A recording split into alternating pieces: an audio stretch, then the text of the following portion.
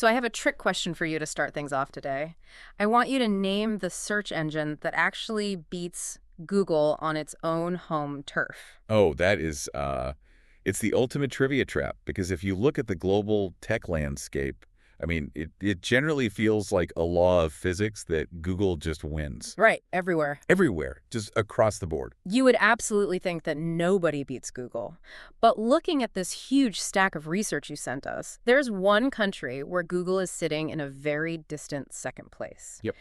As of 2025, in South Korea, Google has about a 30% market share, which, it sounds respectable until you realize the local champion holds roughly 63% of the market. They are literally lapping Google. And just to be completely clear for you listening, since your sources don't mention any state-sponsored firewalls or anything like that, this isn't a situation where Google is blocked Right. or heavily censored by the government. Yeah, Google is right there. It is fully accessible, and South Korea has some of the fastest, most advanced internet infrastructure on the planet. Oh, it's But when a Korean user wants to look something up, they generally don't go to that stark white page with the colorful logo. They go to a green box. a very specific green box, yeah. Okay, let's unpack this. Our mission in this deep dive into the source material is to uncover the playbook of this green box, which is a company called Naver. Right. We're going to explore how they managed to out-Google Google in Korea, how they completely pivoted to build a massive messaging empire in Japan, and then how they somehow pulled off this surprise third act by launching a global comic platform on the U.S. stock market. It is honestly a remarkable trajectory. And what jumps out immediately from the notes is how Naver's success completely defies that standard Silicon Valley narrative. Oh, totally. We are so conditioned to believe that a tech company wins because, they built a smarter machine, Yeah. or a faster microchip, or just a more ruthless algorithm. A better metal detector, basically. Exactly. But Naver didn't win by outcoding anyone. They won by identifying profound human needs and literal, empty digital spaces. And then they just had the patience to build the solutions from scratch. Let's start with their origin story, actually, because it does not begin in some mythical California garage. No, it doesn't. It starts inside a massive corporate conglomerate in the late 90s. Right, so if we trace Naver's roots back to 1999, it began as an internal side project at Samsung. Really? Samsung? Yeah, specifically within Samsung SDS, which is the IT arm of the Samsung Group. And it was spearheaded by this young engineer named Lee Hae-jin. And they gave this internal search engine experiment a wonderfully clunky, very 90s nickname. They called it Web Glider. Web Glider. I mean, it sounds like a bad browser extension you'd download on dial-up. It really does. But by June of 1999, Lee and a few colleagues actually left Samsung to spin this project out into an independent company. And that company became Naver. Wait, I'm stuck on the timeline here. If they spin out in 1999, they were walking right into the dot-com crash. Oh, right into it. How do they survive? Because your sources show their early survival strategy wasn't based on search revenue at all. Far from it. Around 2000 and 2001, Naver merged with a games company called Hangame. And together they formed a parent company called NHN. But how does merging with a gaming company save a search engine? I mean, what's the synergy there? It comes down to cash flow, honestly, and server costs. Running a search engine, even a very young one, it requires massive server infrastructure. Which is incredibly expensive. Which burns through capital incredibly fast, yeah. Hangame, on the other hand, had a working revenue model. People were playing online games, and that was generating real money. Oh, wow. So it was literally the revenue from the gaming side that paid the server bills. It kept the lights on while the search engine team tried to figure out their core problem. And their core problem wasn't bad technology, was it? No. What's fascinating here is, in the early 2000s, their primary hurdle was just a fundamental scarcity problem. Scarcity of what? Of content. The internet at that time was overwhelmingly built in English. The Korean language internet was basically empty. That is such a wild concept to wrap your head around today. Just an empty internet. Well, think about the mechanics of search. A search engine is just a crawler. It goes out and it reads pages that already exist. Right. So if you typed a query in Korean back then, an algorithm could only return what was actually there. And what was there was, just a handful of pages and a bunch of broken links. You simply cannot index what has never been written. Let me make sure I'm picturing this right for everyone. It's like, if Google is basically the world's most advanced metal detector, and they show up to a field to find treasure, but never realized they were all standing in a field where there was absolutely no metal in the ground to find in the first place. That's a really good way to look at it. Hmm. The best metal detector in the world is totally useless in an empty field. So instead of going back to the lab to improve the metal detector, like an American tech company might do, Never realizes they have to manufacture the metal themselves. They have to scatter it in the field and then hide their own needles in the haystack. Which requires a completely different business philosophy. You aren't just organizing the world's information anymore. You are accepting that the information doesn't exist, and you have to somehow incentivize an entire population to create it for you. Which naturally makes me wonder, how on earth do you artificially manufacture an entire country's web presence from scratch? Google didn't have to build the American internet, they just organized it. Exactly. But Never's answer came in 2002. They launched a product called Knowledge N. That's knowledge with a lowercase I and an uppercase N. Okay. And it was essentially a massive national Q&A board. Like Yahoo Answers or Quora, but way earlier. Way earlier. Yeah. And on a scale that fundamentally altered their entire internet. Any Korean could go on Knowledge N and post a question. About anything. Anything. And we're not talking about deep academic research here. We're talking about the minutia of daily life. The sources give some really great examples. Things like, how do you get a soju stain out of a white shirt? Or, which bus do I take to get across town? Or is this weird medical symptom something I should be worried about? But why would regular people just answer these questions for free? I mean, human nature says we are generally lazy.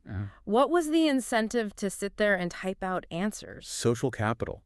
Never created a system where answering questions gave you points, status, and recognition within the platform itself.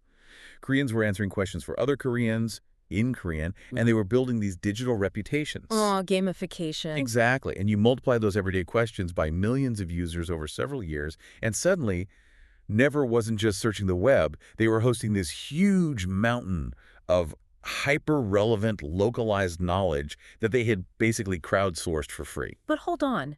Google has billions of dollars. When their incredibly sophisticated web crawler finally arrives in South Korea, ready to index everything, why couldn't they just scrape all those answers? Or just buy their way in? Because of how Naver designed the architecture. This is the absolute core of their moat against Google.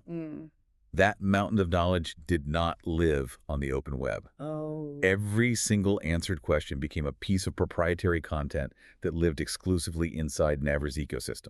It was a completely walled garden. So they just locked the door. Isn't that technically against the entire ethos of the early World Wide Web? I mean, it might go against the open web ethos, sure, but commercially it was brilliant. A web crawler from Google can only index what is publicly accessible. Right. Never use technical barriers, things like robots.txt files and login walls, to completely block outside trawlers. So a huge chunk of the most useful, relevant, human-generated Korean internet was hidden from Google. Wow.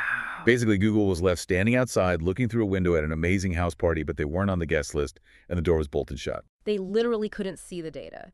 That completely reframes how we think about search dominance. We always assume the better algorithm naturally wins, but if the algorithm is blind, it really doesn't matter how smart it is. It doesn't. And it wasn't just the hidden data that kept users loyal either. The actual user experience, the visual design of Naver, was built around a completely different philosophy than Google. Right, because Google's design ethos has always been super minimalist. A stark white page, a single search box, and a lot of negative space. I mean, the whole goal of Google is to get you off Google as fast as possible. You search, you find the link, you leave. Right, but Naver is the exact opposite. Let's start with the color scheme. They use a specific shade, literally called Naver green. And color psychology plays a big role here. How so? Well, that green was deliberately chosen because it conveys friendliness, trustworthiness, and a sense of action, like a green traffic light. Go. Right. And the centerpiece is their search bar, which features a bright bordered box that Koreans affectionately refer to as the green window. And when you look through that green window, you definitely do not see a minimalist white page. I've seen the screenshots in your notes, and it's a very busy, vibrant portal. Very busy. We're talking headlines, weather updates, shopping deals, trending topics, blogs, dictionaries, maps, all of it crammed onto the front page.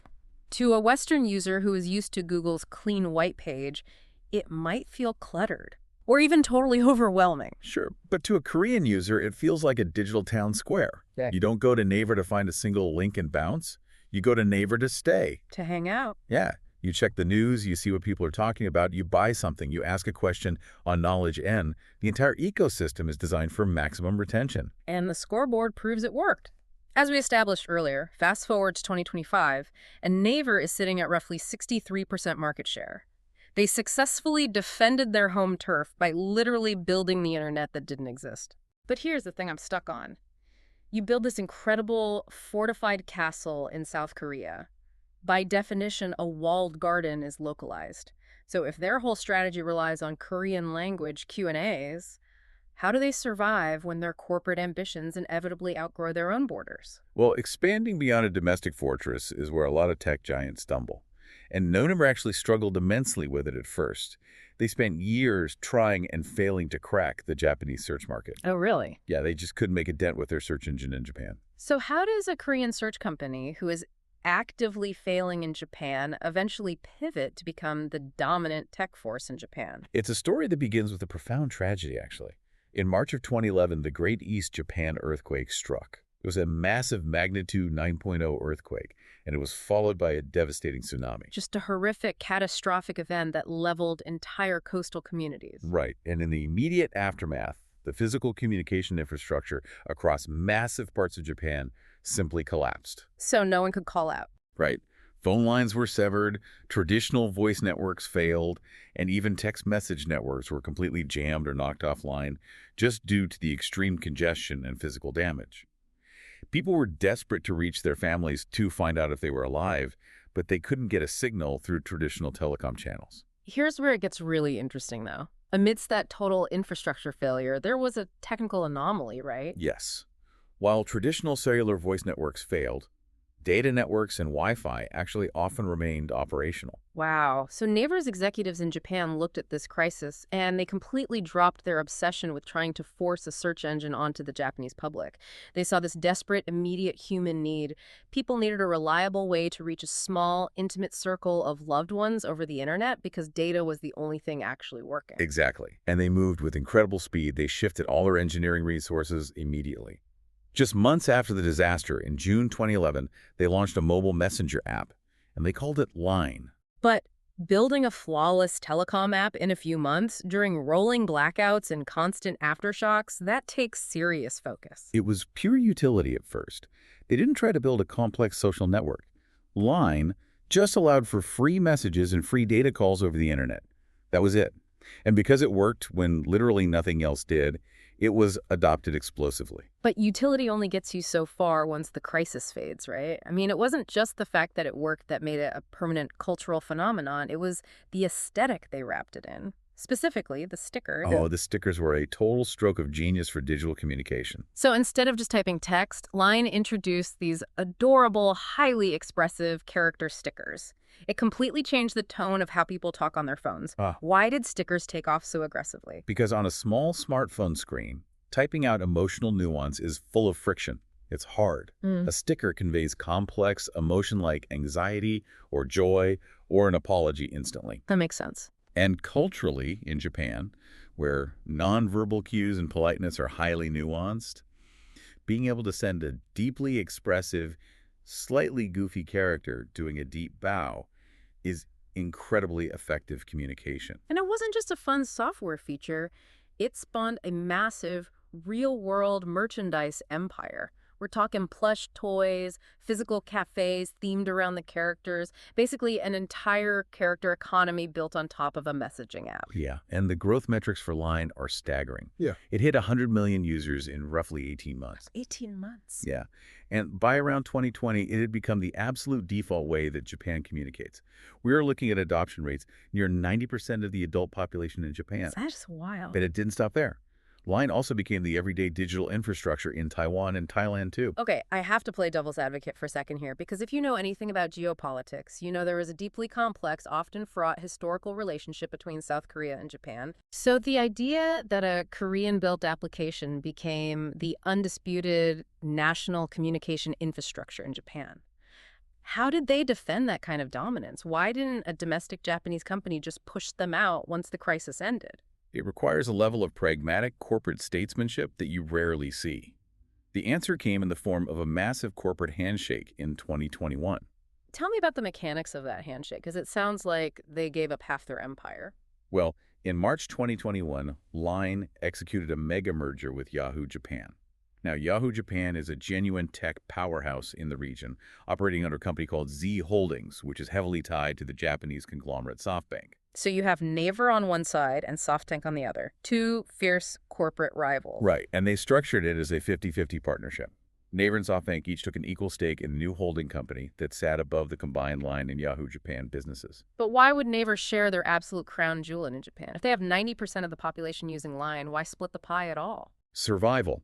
If we connect this to the bigger picture, the stated reasoning behind the deal was incredibly blunt.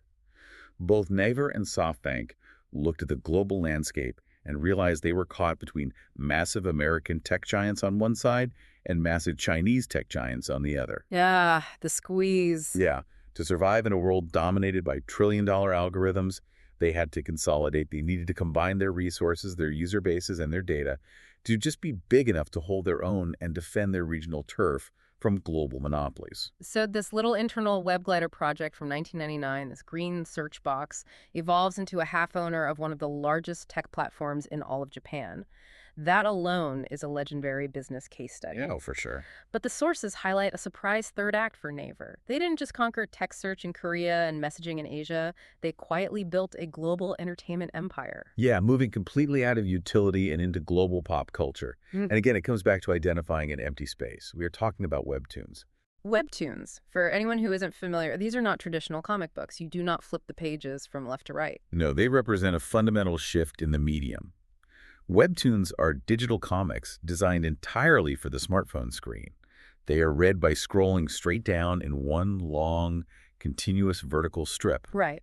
They are in full color, and they often incorporate sound effects or background music that actually plays as you scroll.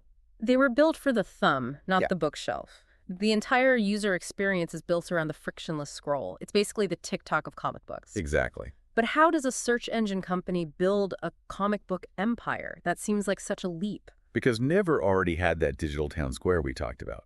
They needed content to keep people lingering on their platform, so they incubated this format in Korea for years. They built the platform and democratized publishing, essentially letting creators upload directly to an audience of millions. And how did they monetize it? Because drawing full-color comics every week is a massive grind for a creator. They mastered microtransactions.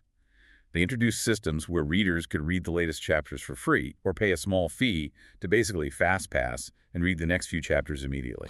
That's smart. It created a massive revenue stream for creators and for Naver. And once they proved the model in Korea, they exported it globally. The numbers on this global export in your notes are jaw-dropping. In June 2024, Naver's Webtoon business, which operates as Webtoon Entertainment, actually IPO'd on the U.S. Nasdaq exchange. Raising around $315 million in the process, firmly establishing themselves on the global stage. And around the time of that IPO, they reported having somewhere between 150 to 170 million monthly active users spread across more than 150 countries. A truly massive global footprint. And here is the kicker. I guarantee you, the vast majority of those 150 million readers swiping through comics on their phones in the US or Europe or South America, they have absolutely no idea that the platform they're using was built by a Korean search engine company. It is stealth dominance. Because the branding doesn't scream Naver. The branding is just the utility and the entertainment value of the product itself.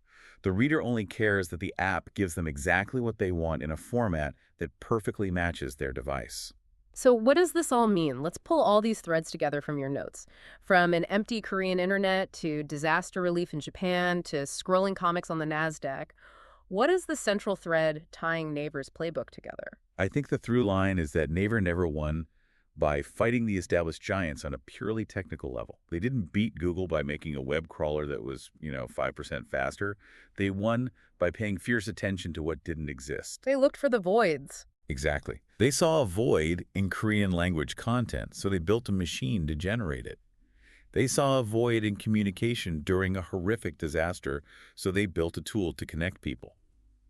They saw a void in how comics were consumed on mobile devices, so they optimized a format perfectly suited for a smartphone screen. That's incredible. Their true moat, time and time again, wasn't just proprietary code. Their moat was human utility. They patiently built the content and the connections that people genuinely needed but didn't have. And that is exactly what Naver capitalized All on. right, and this raises an important question, especially right now. We're living in an era where the world's biggest tech companies are entirely obsessed with scraping existing data. They are vacuuming up everything that has already been written to train algorithms and build slightly better predictive text. Right, the AI arms race. Exactly. But if they're only looking at what's already there, what massive human needs? What modern versions of the empty internet are they completely blind to right now? If your entire business model is based on indexing or scraping the past, you might be entirely missing the unbuilt future. You might be missing the very things that people desperately need but haven't been able to articulate yet. They built the things that were missing. So for you listening, I want to leave you with this final thought to mull over. Take a look at the apps on your phone's home screen today. How many of those icons represent tools that are just marginally better algorithms feeding you the past? And how many of them are actual digital town squares, places of real human utility and connection that you honestly couldn't live without? Next time someone tells you that American tech giants definitively rule the world, remember that in some places, the front door to the internet isn't a stark white page, it's painted green.